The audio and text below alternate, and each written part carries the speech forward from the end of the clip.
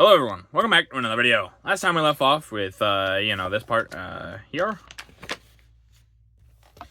We're now on to prisoners and a hideout in France. July 30th, 1944. They fought for Germany. An armed French civilian left, so this guy here, I believe, and a gendarme, right, brings in German prisoners. Mongolian type from Turkmenistan, or Turkestan, my bad, not Turkmenistan, Turkestan. These men were taken prisoner near Avraches during the American advance. Below is a picture of a blockhouse in Saint-Lô, France, of concrete construction with huge steel doors. It had living quarters complete with a power plant. We can see some of these men that were taken in. Yeah, so obviously the Germans are going to use whoever they can. If that means some people from far away, they're going to use them. It's unfortunate for these guys because, I'm sure they didn't really want to be part of this war. But and then here's that concrete bunker. And the Germans keeping up the whole idea that they're really good at making fortifications. A little too fancy, really, because in the First World War, their trenches were always better. That was the one thing everyone remembers. And then in this one, look at this. It's all fancy. So. A victory in North Burma. July 30th, 1944. Northern Burma town captured. The land campaign in Asia made progress when Chinese, American, and British forces finally overwhelmed Mithyanki. Maikiana? It's this word right here, and I do not know how to pronounce it. Largest town in northern Burma. The Japanese had defended it against siege since May 17th, for they needed this town at the end of the Rangoon Railway as a base of operations. Here, two GIs share a pillbox which they had occupied by the foe, only a few hours previously. Yeah, we see those GIs in there. Yeah, use the enemy's fortifications against them. It's not necessarily what they're doing here, but just taking a little bit of a break. And then that. And yeah, so obviously we see the Japanese getting pushed back, and it's just going to keep happening. They're going to get pushed out almost all the way out of Asia by the end of the war. They'll still be there by the end when they surrender, but not for long. The Allies dominate in New Guinea. July 30th, 1944. Sensapor falls to the men of MacArthur. Since April, Allied troops had moved more than 600 miles along the New Guinea coast in a series of amphibious leaps. The latest one took them to Sensapor, 675 miles from the Davao in the Philippines. The landing of this island is shown above, where the Navy LSTs have moved into the beachhead to discharge their troops and equipment. Below a baby, that's in quotation mark, carriers arrives at Guadalcanal with a load of P-38s for the replacement purposes. Even though the battle area had moved north, Guadalcanal still being equipped with the best. Guadalcanal was still being. So yeah. And I wonder if they call it a baby carrier because it's a little bit smaller. But I can't even tell. This thing is huge. The idea that they're calling it a baby is just absolutely ridiculous. But yeah, you still gotta, even if they've moved on from Guadalcanal, they're still gonna obviously do their best to reinforce it, because if, let's say, the Japanese somehow push back, they got to be prepared for that option. Now, well, is it going to happen? No. But is it possible? Maybe. A lull in the fighting in France. July 1944. Warm welcome for the liberators. The people of France, for the most part, wildly acclaimed the American troops. Here in the picture at the top, an American officer enjoys a freshly made omelet presented to him by grateful civilians who had just been liberated from German hands. You can see him. He's like, oh, hell yeah, I got some good eggs here. He's probably like, this is better than the rations I've been eating. And then below, an old couple is given a jeep ride from an enemy-shelled town to a rest area back of the front lines. And you can see these people are not look happy. But, I mean, would you be happy? No, probably not. But at least they're getting a safe ride to the back of the front, away from the front, so that they're not in immediate danger. Time out to make things shipshape. July 1944. Resting from the battles. Her bristling guns silent while she rides at anchor in a friendly port. This battleship takes time out between operations in the Pacific.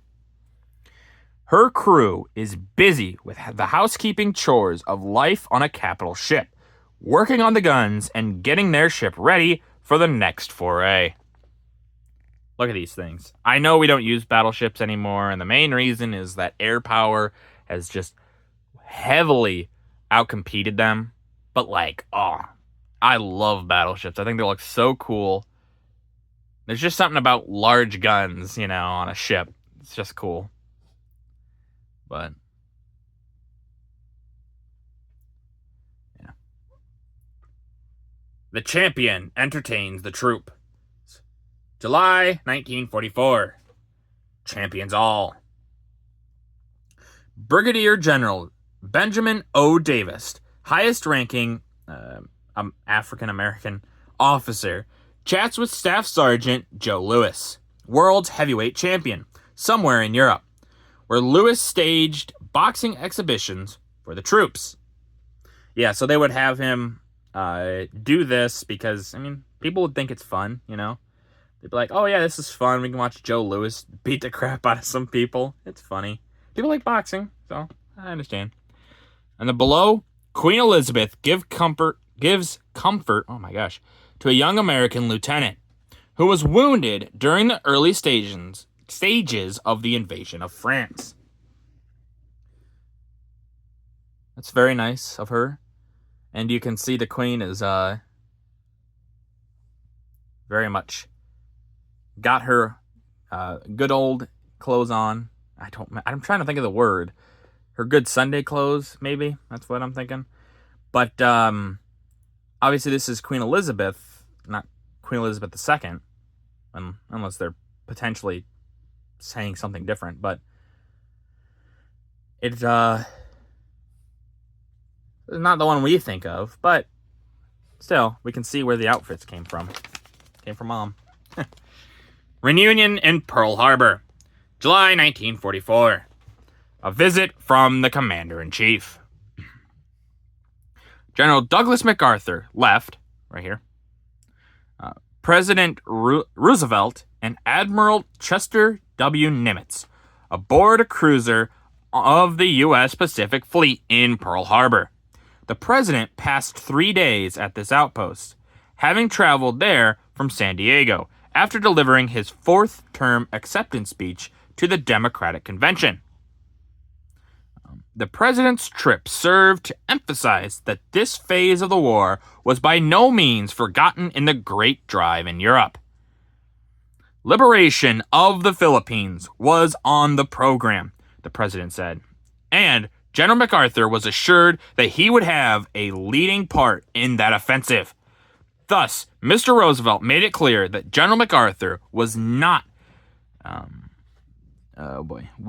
be left in a relatively inactive role now that the campaign in New Guinea was drawing to a close. In fighting the Japanese in the skies over the Pacific and with Marines and infantrymen who had been wounded in the Marianas, a few days after the president left Honolulu, his remarks about the Philippines were translated into action as American planes began their aerial campaign against the islands and their Japanese conquerors. The United States was committed to a reconquest of the Philippines from not only a moral but practical military standpoint.